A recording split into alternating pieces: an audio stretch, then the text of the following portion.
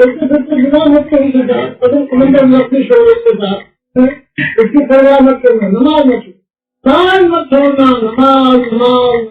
نماز. السلام علیکم ورحمۃ اللہ تعالی وبرکاتہ. محترم سامعین کرام، محترم ناظرین کرام، حاضرین کرام، یہ سلسلے وار جو گفتگو جاری و ساری تھی اس کی آخری کڑی ہے، جسے ہم ایمان مفصل کہتے ہیں. ایمان مجمل تک گفتگو ہو چکی. آج ہم انشاءاللہ العزیز اس نشست میں ایمان مفصل کی طرف آئیں گے اور تھوڑی سی تفصیل جو اس فقیر کے ذہن و مزاج میں ہے وہ آپ تک پہنچانے کی جسارت اور کوشش کرے گا، اس امید کے ساتھ کہ آپ اسے سنیں گے بھی اور سمجھیں گے بھی اور اس پر جو ہے عمل بھی کریں گے. اللہ تبارک و تعالی سب کو سمجھ اور سب کو عمل کی توفیق عطا فرمائے. تو آئیے پڑھ لیتے ہیں ایمان مفصل ہے کیا. تو ایمان مفصل، یہ مفصل لفظ ہی بتلا رہا ہے کہ اس میں جو ہے ایمان کی کچھ تفصیل آنے والی ہے. تو جیسے ہم نے ایمان مجمل میں کہا آمنت باللہ کما ہوا باسمائہ و صفاتہ وقبلت جمیع احکامہ، اسی طریقے سے ہم لفظ آمنت باللہ سے شروع کرتے ہیں. ایمان کی تفصیل یہ آمنت باللہ و ملائکتہ و کتبہ و رسلہ والیوم الآخر والقدر خیرہ و شرہ من اللہ تعالی والبعث بعد الموت. یہ ایمان مفصل ہے. تو محترم سامعین کرام، ناظرین کرام،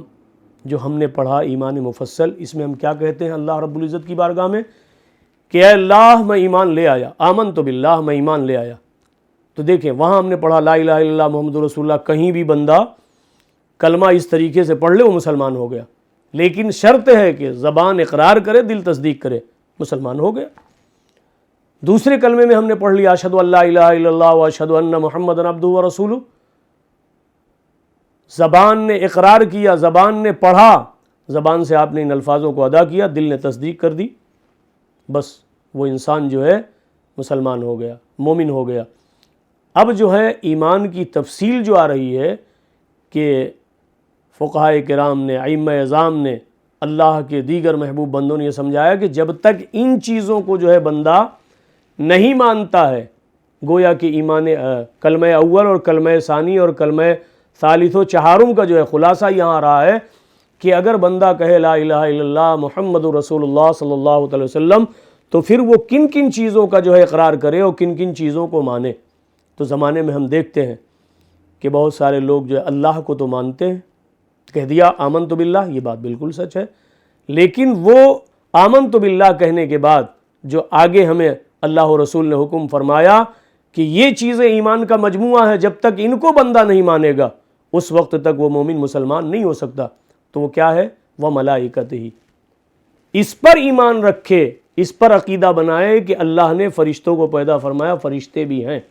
ایک شخص دنیا میں کھڑا ہو جائے، وہ یہ کہے کہ صاحب میں اللہ کو تو مانتا ہوں، اللہ پر ایمان لے آتا ہوں، مگر اس کے فرشتے کو نہیں مانتا، تو پھر اسلام کہتا ہے کہ اس کا کلمہ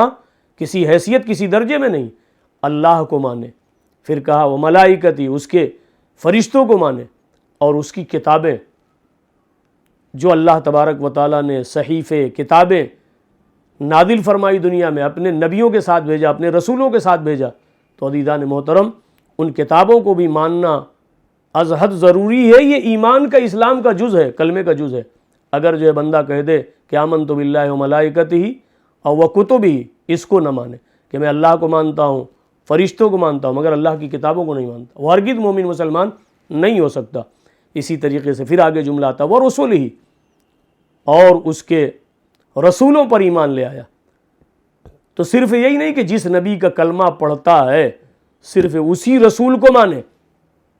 یہ سارے انبیاء ہمارے ایمان کا حصہ ہیں کہ اللہ نے کم و بیش 1,24,000 یا اس سے زائد، اس کے علم میں جتنے بھی نبی اس نے بھیجے، جتنے اس نے رسول بھیجے، جتنی اس نے کتابیں بھیجی، ان تمام کتابوں پر ایمان ہے، ان تمام رسولوں پر ایمان ہے، اور ان تمام فرشتوں پر ایمان ہے. پھر ہم وکتبی رسولی والیوم الآخر. زمانے میں ایسے بہت سارے مل جائیں گے کہ اللہ پر ایمان لائیں گے، فرشتوں پر ایمان لائیں گے، اور اس کی کتابوں پر ایمان لائیں گے، اس کے رسولوں پر ایمان لائیں گے. مگر جو آگے جملہ ہے والیوم الآخر، اس لیے کہ ایمان کی تفصیل بیان ہو رہی. اب آگے جو ہے جو جملہ آ رہا والیوم الآخر، اور آخرت کے دن پر، کہتے ہیں ہم اس کو نہیں مانتے کہ حشر ہے، نشر ہے. جن کو آج دنیا میں ہم دیکھتے ہیں کہ وہ ناستک ہیں، کمیونسٹ ہیں، بس پیدا ہو گئے مر جائیں گے، کون ہے خدا، کیا ہوگا حشر و نشر، تو یہ ایسے بہت سارے لوگ دنیا میں آج جو ہے مل جائیں گے آپ کو، تو ان کا کوئی بھی جو ہے ایمان نہیں، کوئی بھی دھرم نہیں، کوئی بھی مذہب نہیں۔ تو جب بندہ کہتا ہے کہ میں ایمان لیا اللہ پر، اس کے فرشتوں پر، اس کی کتابوں پر، اس کے رسولوں پر، تو ضروری ہے کہ اس کے دل میں یہ بات اترے، زبان اقرار کرے اور دل تصدیق کرے والیوم الآخر، کہ آخرت کا دن بھی ہے۔ آخرت کا دن وہی میدان محشر، کہ دنیا فنا ہو جائے گی، قیامت آئے گی، اور اس کے بعد جو ہے بندوں کا حساب و کتاب ہوگا، تو اس پر بھی ایمان لانا ضروری ہے، آخرت کے دن پر بھی، والیوم الآخر، آخرت کے دن پر۔ پھر ہم کہتے ہیں والقدر خیرہ وشرہ من اللہ تعالی والبعث بعد الموت، اچھی بری تقدیر پر ایمان لانا بھی ضروری ہے۔ یہ ایمان کا خلاصہ اور مجموعہ آپ کے سامنے ہے، کہ اگر بندہ یہ کہے کہ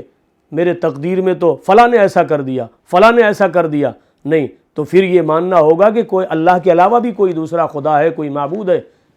نہیں، اللہ تبارک و تعالی کی طرف جو ہے نسبت کرتے، یہ ماننا پڑے گا کہ اچھی اور بری تقدیر وہ اللہ کی جانب سے، والقدر خیرہ وشرہ من اللہ تعالی، یہ اچھی اور بری تقدیر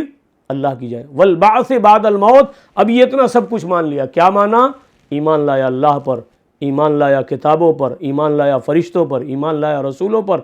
ایمان لایا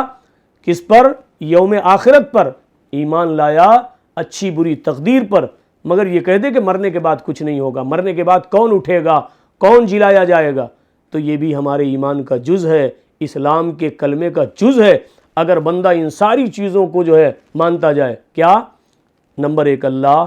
نمبر 2 فرشتے، نمبر 3 کتابیں، نمبر 4 رسول، نمبر 5 جو ہے یوم آخرت، نمبر 6 یہ کیا ہے؟ اچھی بری تقدیر۔ اگر ان 6 چیزوں کو جو ہے بندہ اقرار بھی کرے، تصدیق بھی کرے، لیکن جو آخری جملہ اس نے کہا والبعث بعد الموت، مرنے کے بعد اٹھائے جانے پر وہ انکار کرتا ہے، اقرار نہیں کرتا، گیا ایمان سے۔ ایمان اس 7ویں چیز کو بھی زبان اقرار کرے کہ مرنے کے بعد اٹھائے جائیں گے۔ اب بات تھوڑی سی طویل ہو جائے گی معذرت کے ساتھ، کہ اللہ تبارک و تعالی ہی ہے کہ جب ایک مرتبہ ہمیں زندہ کرنے پر قادر ہے، تو موت پر بھی وہی رب قادر ہے، اور وہی رب دوبارہ زندہ کرنے پر بھی قادر ہے۔ تو عزیزان محترم، مرنے کے بعد اٹھائے جانے پر بھی ایمان لانا ازحد ضروری ہے، ورنہ ایمان مکمل نہیں ہوگا، ایمان ناقص ہوگا، اور جب ایمان ناقص ہوگا تو پھر آپ سمجھ سکتے ہیں کہ کتنا نقصان و خسارہ ہے۔ اللہ و رسول کے فرمان پر ایمان لانا اور ایمان کے تقاضے کو پورا کرنا، جب بندہ ایمان کے تقاضوں کو پورا کرتا ہے تبھی رب کی بارگاہ سے اعلان ہوتا ہے کہ ان الذین آمنوا وعملوا الصالحات اولئک لہم جنات تجری من تحت الانہار۔ یہاں یہ بات زیب دیتی ہے کہ جب ہمارا کلمہ مکمل ہو گیا، بغیر کلمہ پڑھے ہوئے کوئی کافر نماز پڑھے، روزہ رکھے، حج کرے، زکوٰۃ دے، کوئی فائدہ نہیں، کوئی حاصل نہیں، جب تک کہ اس کی جو ہے پاسداری نہ ہو، اس کا احساس نہ ہو، اور وہ کلمہ نہ پڑھے، اس وقت تک جو ہے وہ اس کا کوئی بھی نیک عمل اسے فائدہ نہ دے گا۔ ہاں، اللہ کی مرضی، کافروں کو اچھے عمل کا صلہ یہاں بھی دے دیتا، وہ رب کی مرضی ہوتا، مگر جس طریقے سے اسلام نے کہا، جب تک اسلام کے کلمے کی پاسداری نہ ہوگی اس وقت تک اس کے اچھے اعمال اس کو کوئی فائدہ نہ دیں گے۔ لاکھ چاہے جتنی جو ہے نماز پڑھے، اچھے طریقے سے وضو کرے، سب سے پہلے اول چیز ہے ایمان، کلمہ۔ اب جب یہ بات یہاں تک آ گئی تو ہمیں معلوم ہوا کہ ایمان یہ بیس ہے، بنیاد ہے سارے اعمال صالحہ کی۔ اگر دنیا میں ہم مثال دے کر گزریں کہ کسی مکان کی، کسی بلڈنگ کی، کسی عمارت کی بنیاد ہی جو ہے بالکل کھوکھلی ہے، تو اس پر عمارت کیا تعمیر ہوگی، اس پر عمارت کیا بنے گی؟ تو اسی لیے ہم دیکھتے ہیں کہ جب دنیا میں کوئی گھر بنانے والا ہوتا ہے تو پہلے زمین کو ٹھوکتا ہے، پائے ڈالتا ہے، بڑے بڑے انجینئر آتے ہیں، پھر اس میں جو اچھا میٹیریل ڈالا جاتا ہے، کہتے ہیں کہ صاحب اب یہ پائیدار ہوا، اب یہ مضبوط ہوا، اب اس پہ جو ہے فلک پیما عمارت بنائیں تو اس پر وہ ٹکے گی۔ بلا تشبیہ و تمثیل، اگر ایمان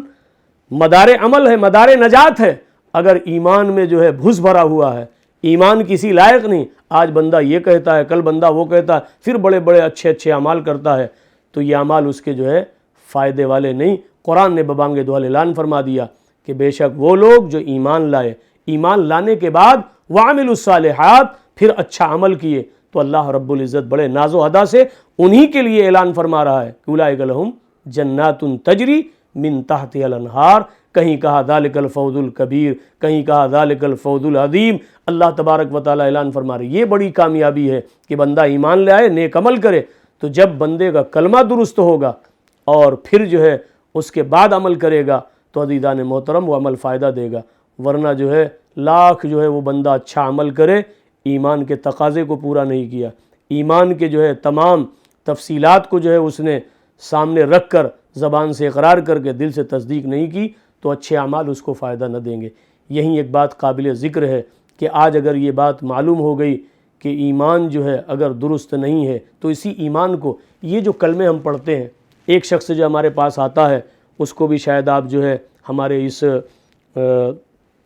چینل پر جو ہے عزیزان محترم دیکھ سکیں گے، وہ کیا ہے کہ کس طریقے سے بندہ کافروں کی صف میں کھڑا تھا، تمام جو ہے بتوں کی پرستش کرتا تھا،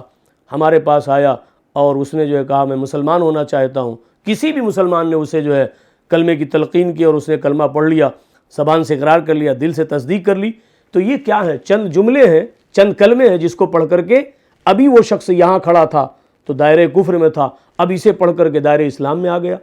تو اگر اس چیز کو ہم سمجھ سکتے ہیں کہ کوئی اسلام نے جملہ دیا، کوئی کلمہ دیا، اسے پڑھ کر کے بندہ مسلمان ہو سکتا ہے، تو پھر لازمی بات ہے کہ اسلام میں کوئی ایسی باتیں بھی ہوں گی کہ جس کو کہنے کے بعد، جس کو جو ہے پڑھنے کے بعد بندہ کافر بھی تو ہو جائے گا۔ تو اس کی بھی تفصیل مختصراً آپ کے سامنے کہ اگر یہ جملہ کہہ کر کے کوئی کافر مسلمان ہو سکتا ہے تو اللہ و رسول نے جن جملوں سے پرہیز کہا، جن سے اجتناب کہا، اگر وہ بندہ جو ہے کلمہ کفر بکتا ہے تو پھر وہ چاہے جس بڑے سے بڑے عظیم سے عظیم گھرانے میں پیدا ہوا ہو، اسلام نے ایک ہمیں جو ہے دائرے میں رکھا ہے، اس دائرے میں رہ کر کے بندہ مسلمان کہلاتا ہے، اس دائرے سے باہر نکل گیا بندہ کافر کہلاتا ہے۔ تو چند مثالیں دے دوں جملوں کی شکل میں کہ بندہ اگر لا الہ الا اللہ محمد رسول اللہ صلی اللہ علیہ وسلم پڑھ لے، اقرار کر لے اور ان 7 باتوں کا جو ہے وہ دل سے تصدیق کر دے، بندہ مسلمان ہو گیا۔ لیکن اگر وہ جانے انجانے میں بھی وہاں معافی نہیں ہے کہ بندہ نہیں جانتا تھا، نہ جاننا یہ ہمارا عذر نہیں ہے کہ ہم نہیں جانتے کہ بھئی کفر کیا ہے، تو بعض ایسی باتیں ہیں کہ جو ضروریات دین میں سے ہیں۔ مثال کے طور پر جب ہم نے کہہ دیا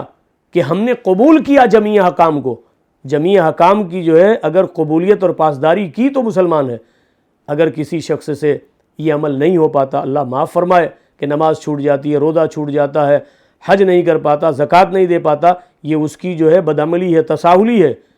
کہ زکوٰۃ دینے کے لائق زکوٰۃ نہیں دیتا، نماز پڑھنے کے لائق نماز نہیں پڑھتا،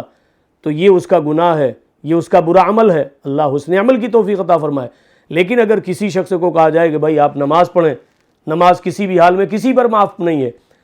وہ شخص اگر اس طرح کہہ دے جاؤ تم نماز پڑھو، نماز سے میرا کوئی واسطہ تعلق نہیں، معاذ اللہ صدبار معاذ اللہ، یہ جملہ ایسا ہے کہ اس نے نماز کا انکار کر دیا، اب وہ کافر ہو گیا۔ تو یہ کھلی ہوئی باتیں ہیں